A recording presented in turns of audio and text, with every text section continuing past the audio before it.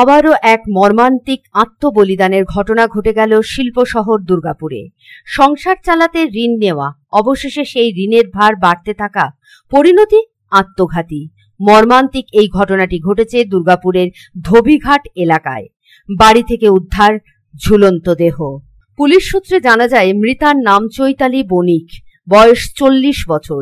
তিনি পাড়ায় পাড়ায় ধূপ বিক্রি করতেন। প্রাথমিক তদন্তের পরে পুলিশ জানিয়েছে, বাজারে বেশ কিছু দেনা হয়ে যাওয়ার কারণে বাড়িতে অশান্তি হতো, আর এর জেরেই এই ঘটনা ঘটেছে বলে অনুমান।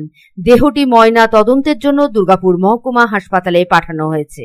জানা যায়, জামাই মারা যাওয়ার পরে 3 বছরের সন্তানকে নিয়ে বড় মেয়ে মায়ের কাছেই থাকেন। পরিবার ও পড়শিদের কাছ থেকে পুলিশ জানতে পারে, ওই মহিলা একাধিক ছোট ব্যাংক এবং আর্থিক সংস্থা থেকে ঋণ নিয়েছিলেন। ঋণ শোধের চাপ তৈরি হয়েছিল তার উপর। সোমবার দুপুরে তা নিয়ে মেয়ের সঙ্গে বচসা হয়। এরপর মেয়ে বাইরে বেরিয়ে যান। বিকেল 3:30 নাগাদ মেয়ে ফিরে দেখেন দরজা ভেতর থেকে বন্ধ।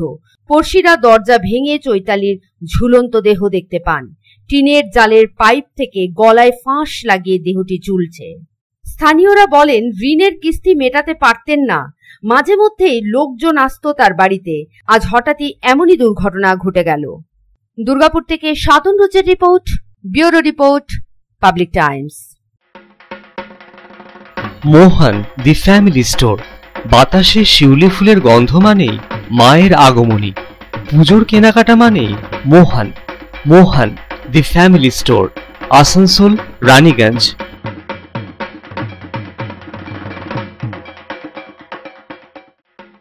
दुर्गा पूजा हो या दीपावली या हो कोई भी उत्सव, कपड़ों की खरीदारी के लिए आपकी पहली पसंद मोहन दी फैमिली स्टोर।